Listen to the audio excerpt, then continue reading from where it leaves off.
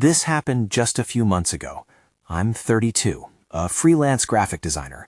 I had just moved into my first apartment on my own. It was exciting. The place was cozy, an old brick building on a quiet street. I thought it would be a peaceful home for my work. I never thought I would start feeling uneasy. The first sign was on my third night. I woke up around midnight to what sounded like furniture being shuffled in the apartment above me. I thought it was a party. I rolled over, tried to block it out, and went back to sleep. But the noise continued. It was there when I opened my eyes again. More rustling, a dragging sound. My heart raced slightly, but I thought it was nothing. As days went by, the sounds continued. Muffled voices late at night, sometimes footsteps pacing above me. It was strange. One restless evening, I got up for a glass of water. That's when I caught a glimpse of something moving behind my living room curtain. I froze. It looked like someone was watching. I looked away for a moment, and when I turned back, the hallway was empty. That night, I was on edge. I couldn't shake the feeling that someone was observing me, but I told myself it was just my imagination. I tried to rationalize it. Maybe the neighbors were just loud, or perhaps it was all in my head. But it didn't end there. The next week, the noises escalated. I could hear whispers, words I couldn't quite understand. My bones felt heavy under the weight of uncertainty each night. I sensed eyes on me as I worked late. I paused and glanced up often, but found only silence. I began to question my sanity. Then came the night I decided to confront it. I knocked on the door above me, my heart pounding. I waited, feeling silly as seconds passed.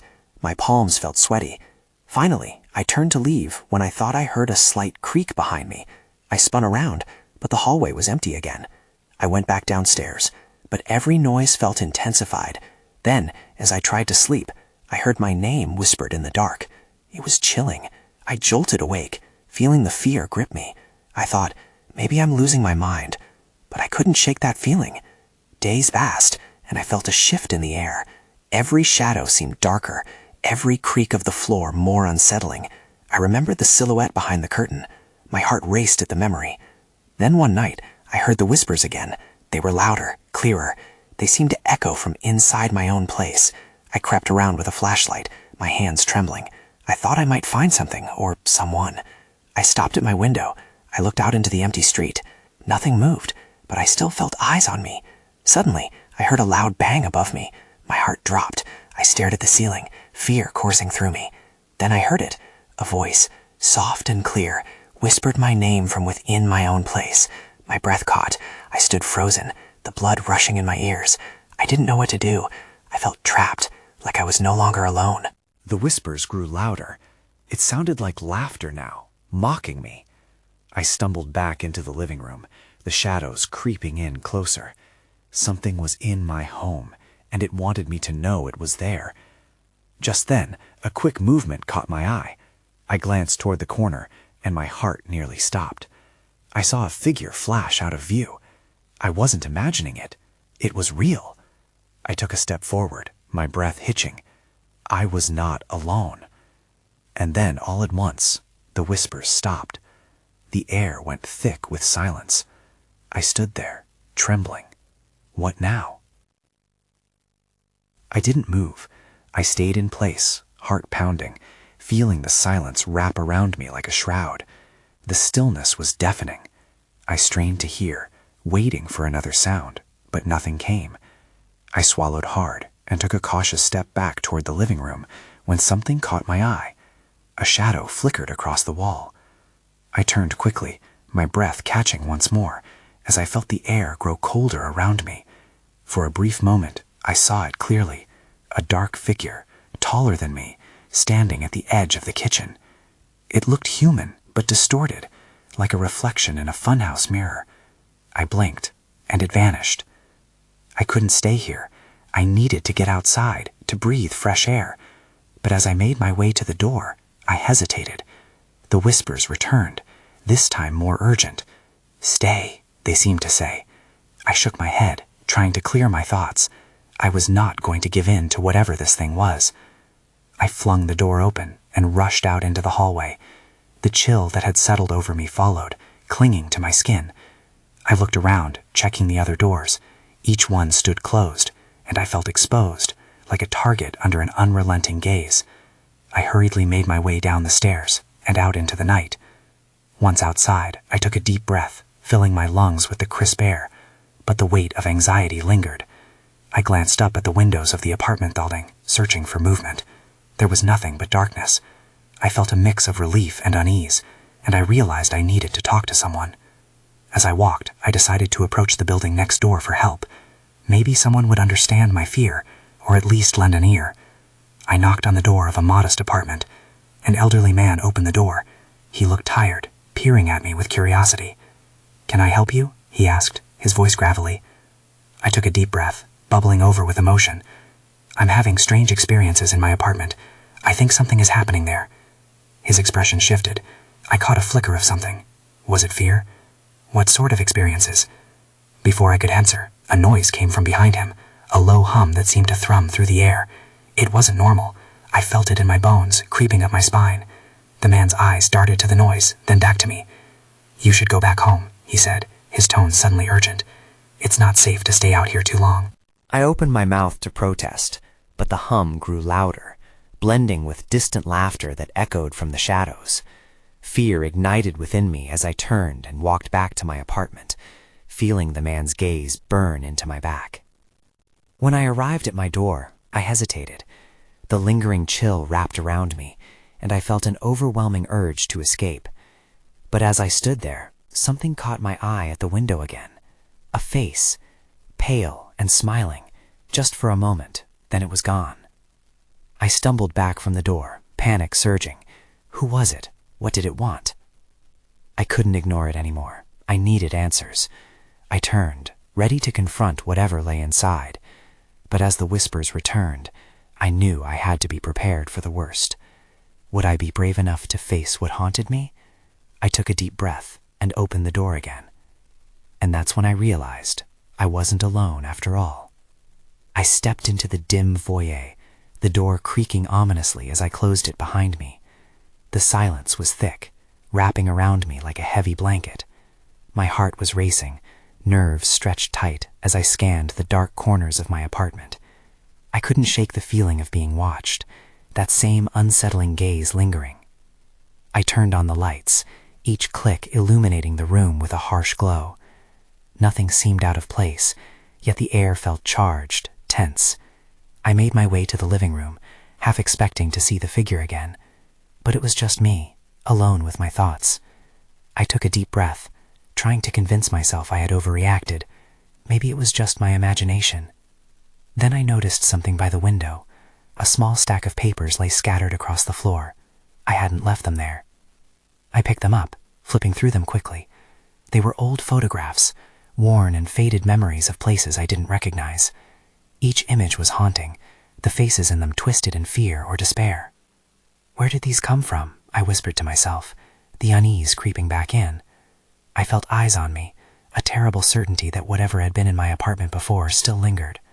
I tossed the photographs onto the couch and attempted to shake off the chill that clung to my skin. Suddenly, a soft noise broke the silence, like a whisper carried on the wind. My breath hitched. I froze, listening. It was coming from the kitchen. I stepped cautiously toward the sound, each step feeling heavier than the last. The floorboards creaked under my weight, echoing in the stillness. As I approached the doorway, I saw it, a shadow moving just beyond the edge of the countertop. I squinted, heart pounding, as I tried to make out what it was, but in an instant it was gone, leaving only silence in its wake. I backed away, terror flooding through me. I thought of the elderly man's warning and tightened my grip on the doorframe. There was something in this place, something I couldn't understand. I turned to leave, but found myself rooted to the spot as the temperature plummeted, frost creeping along the window panes. Suddenly, I felt a presence close behind me, an unmistakable tension in the air. The whispering grew louder, wrapping around me like a chant. "Stay," they called, and I could barely think. I didn't want to stay, didn't want to know what was going on, but I felt compelled to listen, drawn in by an invisible thread. That's when I noticed my reflection in the glass, but it wasn't just me looking back. Instead, there was something else, peering over my shoulder, with hollow eyes and a twisted smile. I jerked away, spinning around in a panic. And that's when I realized it wasn't my imagination. Something was in the apartment with me, feeding off my fear. I bolted back to the living room, desperate to escape its reach. Every fiber of my being screamed to run. But as I glanced back toward the kitchen, I saw the figure again, standing tall, watching me with an eerie stillness. I stumbled back, ready to flee, but something made me pause. There was a strange familiarity to it, as though I had seen this face before, in one of those photographs. My heart sank, and a chill coursed through me. Who was it? And why were they haunting me? I took a deep breath, steadying myself. I didn't know what I was up against, but I had to confront it. Whatever was happening, it was growing stronger, and I was running out of time. I stood in the living room, grappling with fear and confusion. The figure in the kitchen had vanished, leaving no trace but the lingering chill. My heart pounded, but I forced myself to breathe, to think. I needed a plan. I grabbed my phone and dialed my neighbor, Sarah. Maybe she could help, or at least keep me company. When she answered, her voice was calm. "Hey, everything okay?" But I couldn't explain the shadows or the whispers. I brushed it off, telling her I was just feeling a little off. "Want me to come over?" she asked. I hesitated. Part of me wanted reassurance, but another part feared I would drag her into whatever was happening. "No, it's fine. Just a hard day at work." After hanging up, I returned to the kitchen, feeling braver somehow. Maybe confronting this presence would bring clarity. I became aware of a strange energy in the air, almost alive. The shadows were thicker, curling into unsettling shapes. Hesitantly, I searched for anything that might explain the photos or the figure. I opened drawers, rifling through cutlery and junk. Then something caught my eye beneath the sink. An old, dusty box lay hidden at the back, marked with cryptic symbols. Curiosity pulled me closer. I lifted it out and set it on the table. The lid creaked open, and I felt a wave of dread wash over me. Inside were more photographs, similar to the ones that had appeared before. My hands trembled as I picked one up. The figure in the kitchen stared back at me, eyes hollow yet piercing, a dark entity woven into the fabric of the image. I flipped through the stack. There were unfamiliar faces, all with the same look of horror. This wasn't just a catalog of memories. It was something sinister. Each glance drew me deeper into the despair they portrayed. And then, at the bottom of the box, a small notebook caught my eye. I opened it, revealing hurried scrawl. It talked about a curse linked to the photographs, how the frames trapped souls and brought darkness. "It feeds," I read, panic rising. "It will watch until you invite it in." The implications twisted my stomach. As if the air had thickened, a weight pressed down on me. The whispers returned, louder this time. "Invited in." I stumbled back, nearly knocking the box over. I couldn't take it anymore. I wanted to fight, to understand, but a cold sweat broke out across my forehead. I gathered the photographs and notebook, desperate to destroy whatever was haunting me.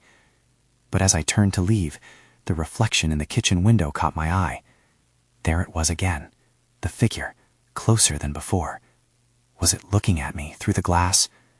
Suddenly, the lights flickered, and the shadows twisted, forming words too painful to read. My heart raced as the presence surged, filling the room with malevolence.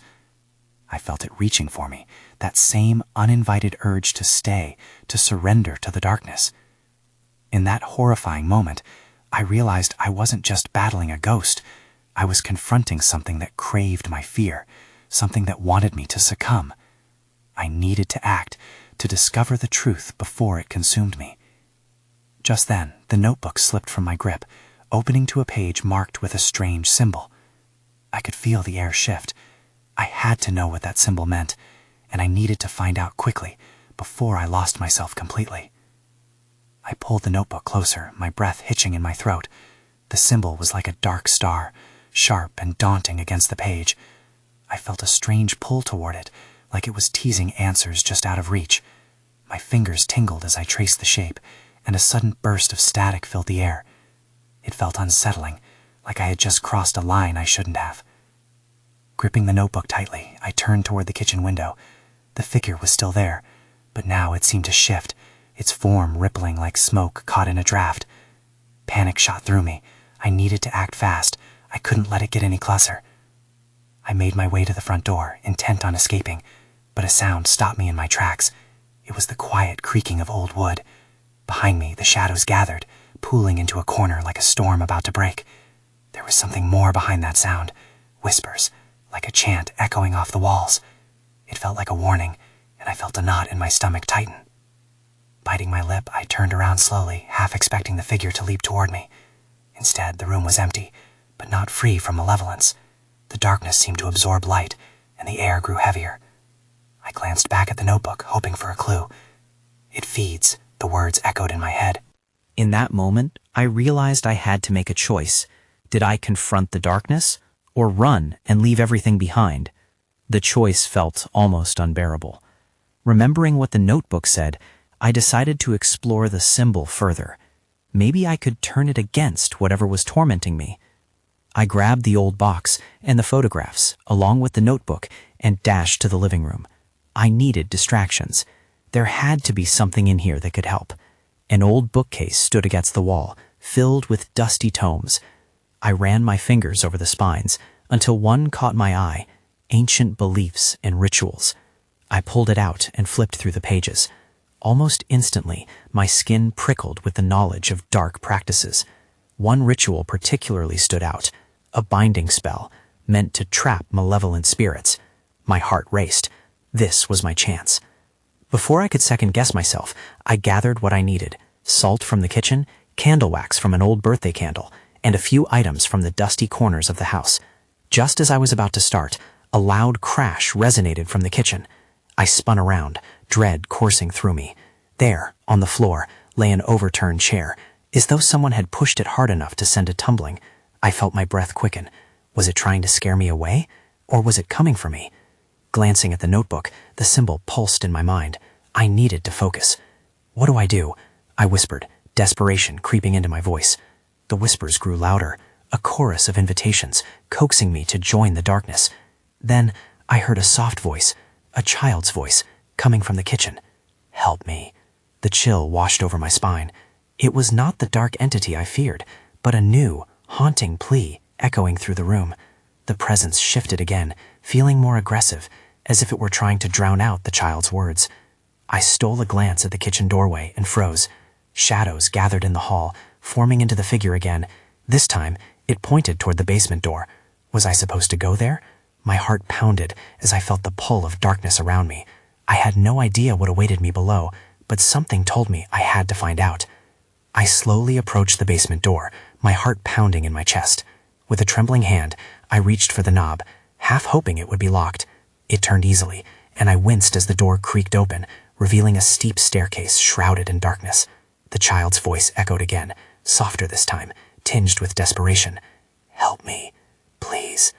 Steeling myself, I descended the stairs, the air growing cooler with each step. Shadows clung to the walls, elongating into shapes that threatened to wrap around me.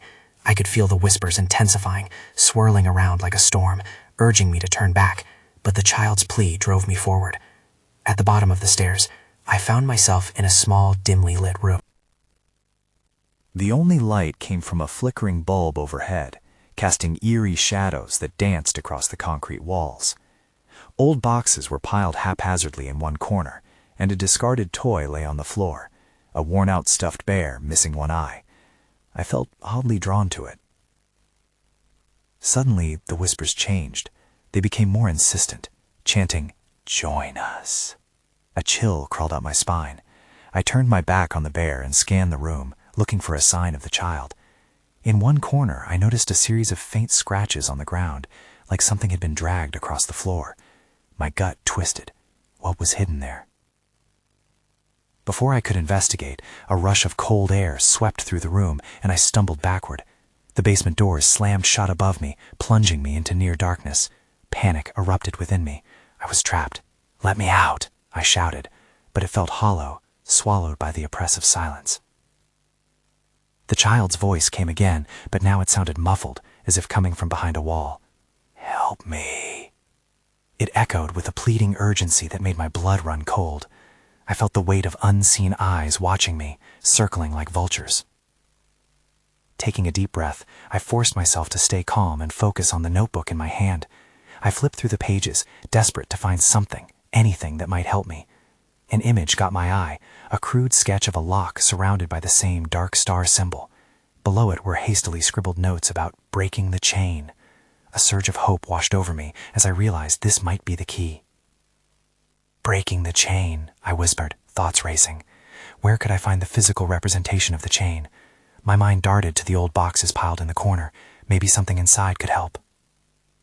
I rushed over and began rifling through the contents.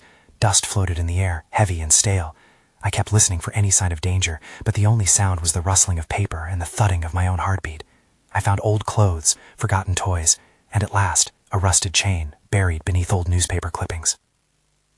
My heart sank. It looked like it had been there a long time. Just then the whispers crescendoed into a chaotic roar, drowning out the chill from the child's voice. Join us! Join us! I realized I had only moments before the darkness consumed me. Holding the chain tightly, I shouted, I break this chain! But then it happened. The shadows lunged toward me, and everything went dark. In the pitch blackness, I felt an icy grip around my throat. The air vanished. I strained to break free, but then I heard the child's voice clearer than ever, now full of defiance. Help thee! Then everything went silent. I gasped as the choking darkness released me. I was back on the basement floor, the flickering light stuttering above me, but the child's voice was gone, replaced by an unsettling stillness. I scrambled to my feet, heart racing, adrenaline coursing through me. What just happened? I whispered, looking around, half expecting something to leap out of the shadows. The room felt altered, more oppressive, as if the very air had thickened with malice. My hands trembled, still clutching the rusted chain, its cold metal grounding me momentarily in reality. I glanced toward the corner where I had found the chain. The scratches on the floor seemed deeper now, trailing toward an inconspicuous spot in the wall. Something wasn't right. I moved closer. There, in the dim light, I noticed a tiny glimmer, like a sliver of glass embedded in the wall. I reached out, prying at the edge, and as I did, a low groan emanated from the wall. Instantly I stepped back. The air shifted, a low hum vibrating through the room. Then I heard it, a soft whisper, a warning. Don't. It floated through the basement, pulling at my instincts to flee, but I was driven by a mix of fear and determination. I couldn't leave without knowing what was happening here. I reached for my notebook, flipping desperately to the page about the lock. The dark star symbol glared back at me, and suddenly a thought struck. What if the wall wasn't just a wall? I remembered the drawings of the lock, one that corresponded to the symbol. There had to be a connection. I returned my gaze to the wall, then to the chain. It wasn't just a relic. It was a key in more ways than one. With a deep breath, I punched the chain in my hands and pressed it against the glimmering spot. As I did, I felt warmth radiate from the metal, filling the air with a strange energy. I hesitated a moment before applying pressure. Just then, the basement door rattled above me. I jumped, heart racing again. What was that? I whispered. The doorknob twisted, but the door stayed shut. A pounding reverberated from the other side, urgent and demanding. I turned back to the wall. The glimmer pulsated beneath my fingers. I couldn't ignore it any longer. I applied more force, twisting and pushing the chain into the wall. A sharp crack echoed around me, shaking the dust from above. With a violent shudder, the section of the wall slowly slid open, revealing a small, dark alcove. I hesitated, the pounding at the door growing louder, almost frantic now. Help me, echoed again, but it was layered with something darker. My instincts screamed to run, but I felt anchored in place, caught between the voice of the child and the presence on the other side of the door. Something deep inside compelled me to take a step forward. I needed to know what lay within that darkness, what my choice would lead to. Tension tightened like a noose as I slowly peered into the alcove. That's when I saw it, a small, dirty doll with glassy eyes, its mouth stitched shut. A chill ran through me. Did the child belong to this doll, or was this something more sinister?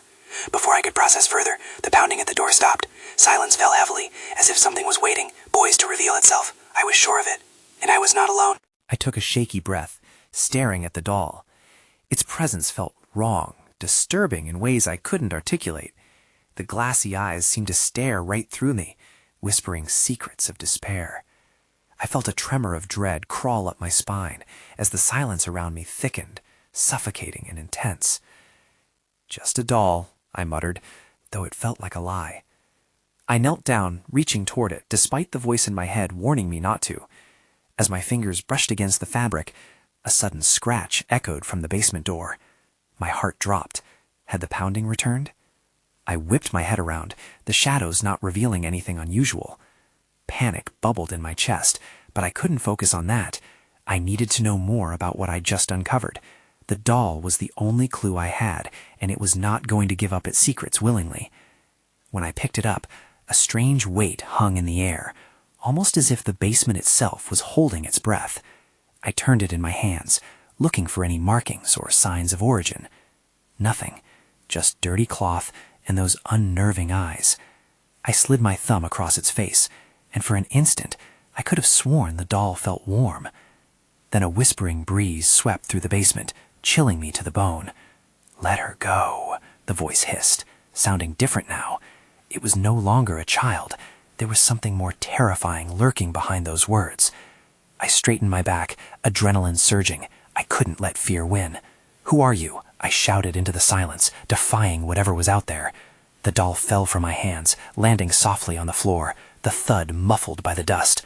In that moment, I heard something shift behind me, scraping against the wood. It sounded like claws. I froze. The air felt electric. I turned slowly, narrowing my eyes towards the door, half expecting to see someone standing there, ready to confront me. The handle jiggled again, but this time it opened a crack, just enough for a deep shadow to spill into the room. That shadow writhed as if it had a life of its own, and the chilling whispering grew in volume, enveloping me. "You shouldn't have come here." I couldn't move. A part of me wanted to scream, but the other part felt paralyzed, like a deer caught in the headlights. Then, with a sudden rush, the door slammed wide open. I stumbled back, heart racing. The shadow coiled inwards, and something lunged at me, dark and undefined. Everything inside screamed for me to run, but my legs were solid as stone. Finally, I gathered my courage and bolted towards the stairs. I didn't stop to consider the alcove or the doll, only the desperate need to escape whatever awaited me in the shadows. As I raced up the stairs, the air became heavy again, and I could feel the weight of 1,000 eyes watching me from below. Reaching the top, I slammed the door behind me and locked it, breathless. But the momentary relief was short-lived. The whisper returned, now coming from behind the door. "You can't run. We belong together." My heart sank. I had uncovered something far worse than I had anticipated, and the real horror was just beginning. What had I awakened down in that basement? I pressed my back against the basement door, holding my breath. The whispers stopped, but I could still feel a presence on the other side, yearning to break free. My mind raced with questions. What was that voice? Who had it belonged to? I had to find answers. Taking a moment to assess my surroundings, I calculated my next steps. I needed someone to talk to, someone who could help me make sense of the horrifying experience. I grabbed my phone, but hesitated. Calling the police seemed extreme, but I couldn't shake the feeling that I was in over my head. I decided to head to the neighbor's house. Maybe Mrs. Grayson knew something. She had lived next door for decades and often shared tales about the old parts of our neighborhood. As I crossed the yard, a sense of unease nagged at me. I kept glancing over my shoulder, half expecting to see a shadow lurking behind a tree. The air was thick, and with each step, I felt like I was being followed. I shook the feeling off and focused on reaching safety. Mrs. Grayson opened her door with a warm smile, but as she saw my face, her expression shifted to concern. "Are you okay, dear?" I hesitated, but I knew I needed her help. "I found something in my basement." The words tumbled out of my mouth, and I rushed to explain. The doll, the whispers, the shadow. Her eyes widened. "You should have left that thing where it was," she said, her voice dropping to a whisper. "That house has a history." "What do you mean?" I asked, trying to piece things together. She glanced around, as if fearing someone might overhear. "Years ago, a little girl lived there. She was different. They say she played with dolls and would sometimes talk to them as if they were alive. After she disappeared, her family moved away. The house has been empty for years, but people heard things. sometimes a child's laughter, sometimes screams. "I think I woke something up," I said, feeling the blood drain from my face. "What do I do?" "Get rid of it. You must burn it, or it'll keep coming back. The longer you wait, the worse it gets." I swallowed hard. Burning it? That sounded extreme, but deep down I felt it was probably true. The dread gnawed at me. But could I go back? Could I really face that basement again? As I stood there, a chill swept through me. It felt like a whisper brushed against my skin. I gasped, turning back towards my house. I stumbled back, pushing through the door and mumbling a hasty goodbye. Suddenly, a loud knock came from my front door. My heart raced. Who could that be? But part of me already knew. I hesitated, then slowly walked towards the sound. The last thing I wanted was to face whatever had followed me from the basement. When I opened the door, my breath caught in my throat. A shadow loomed outside. Not just any shadow, but a familiar silhouette that sent icy dread through my veins. It was the doll, now standing upright on my doorstep, its eyes glinting with a knowing light. The sight of the doll sent tremors through my body. It shouldn't have been there. I'd left it in the basement, buried beneath layers of old boxes and dust. But now its presence felt all too real, smiling that twisted, stitched smile, as if it had always known my name and haunted my dreams. I was frozen, caught in a silent battle between fear and disbelief. "Help me," echoed softly from behind it, the child's voice unmistakably familiar. The air around me thickened, and I felt an unsurmountable urge to retreat. But the darkness pressed in from all sides, reminding me of everything I had encountered, the shadows in my apartment, the whispers urging me to stay, and now this, a sinister embodiment of my fears, beckoning me forward. I couldn't stand there doing nothing. I needed answers. I stepped aside, letting curiosity and fear intertwined as the doll tipped sideways slightly, teetering just on the threshold. Agonized whispers surged back to my mind. "You shouldn't have come here." But there was no turning back now. I motioned for it to enter. The moment the doll crossed the threshold, the air in my apartment soured. I quickly shut the door, searching for any sign of familiarity amidst the chaos. The living room dimmed slightly, shadows pooling ominously, thickening as if the walls themselves had come alive. My heart raced as I felt the presence of something beyond the doll, something darker growing stronger. The whispers were now frantic, drowning my thoughts. The lights flickered, illuminating the doll's features. I felt trapped between my instinct to flee and a desperate hope that confronting it might lead to answers. "I don't want you here," I shouted, voice cracking under the weight of my fear. But a part of me recognized that whatever echoed back was not merely the doll's sinister form. It was the collective fear of all the souls trapped within. "Help me." This time the voice sounded closer, weaving around me. Confined within the doll was the weight of lost dreams, entrapment, and despair. It confused the lines between the living and the dead, the knowing and the unknown. "Who are you? What do you want?" I called, eyes darting between the doll and the darkness stretching behind it. The room pulsed with anticipation, but no answer came. Instead, the doll simply stared at me, its glassy eyes reflecting my confusion and dread. The air felt charged, like the calm before the storm. Desperation boiled over. I rushed to the kitchen and grabbed a lighter I kept tucked away in a drawer for emergencies. "You want to play games?" I yelled, fronting what little courage I had left. "Let's end it." I held the lighter up, walking towards the doll. The whispers crescendoed as if sensing my resolve. But the moment I flicked the flame, a loud bang echoed from the basement door, hits of panic slamming my chest. I faltered, staring at the stairway as that sense of foreboding gripped me once again. The walls trembled, something pulling at the edges of my reality, as if the very fiber of the air thickened, daring me to confront it one final time. "No!" I shouted, tone filled with defiance. I turned back to the doll. "I won't let it take me. I refuse to be part of this." I aimed the lighter at the doll, but then the whispers morphed, forming into a plaintive wail. "Help us!" The chorus of voices rattled like resonating chimes, rising from depths unseen. I stumbled back, the lighter wobbling in my grip, as the shadows slithered along the floor. rushing toward my feet like a tide rising to claim its harbinger. And then it happened. The doll fell from my hands, landing softly on the floor.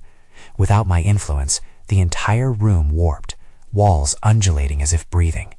The whispering crescendo fell silent, leaving behind an unsettling stillness. But the air was thick with tension, saturating the moment with expectation. I felt a wave of heat surge around me, and for fleeting seconds, I was transported into the memories inscribed in each doll-like feature. Echoes of laughter and joy, confused transitions from light to darkness. Then a vision, vivid and stark. A child, hands covering her eyes, playing hide and seek, calling out for help. I saw myself reflected in the air, surrounded by shadows that coiled, tethered to unspeakable things trapped within the stories of loss that lingered in the house. I understood. I wasn't confronting the dead, but the fears they represented. Suddenly, the ground shook harder, walls shuddering violently as if they were about to collapse. The whispers returned, a cacophony of lost souls pleading, merging fears and anger. And then it snapped together in my mind, the symbol in the notebook, the need to break the cycle of despair. With renewed resolution, I darted toward the living room and clutched onto the notebook. "If you want help, you need to trust me," I pleaded. The chanting grew urgent again, but I had seen them, the lost children, their fear mingling with my own. "Show me the way." The doll's eyes shimmered with an eerie glow, my grip guiding its fate. The shadows began to react, the darkness swirling in a frenzy, pulsating as if rippling through time. Before I could comprehend my surroundings, a blinding light enveloped me. The room dissolved into a torrent of memories, fleeting images melding. In just a moment, all fell quiet once more. As I regained my senses, I staggered to my feet, confusion flashing before me. I was back in the basement, the light pulsating from the alcove. The voices had silenced, but somewhere in the echoes, I could feel the remnants of trapped souls whispering gratitude. I had survived, but what had just happened? Was it real, or mere delusion? What now?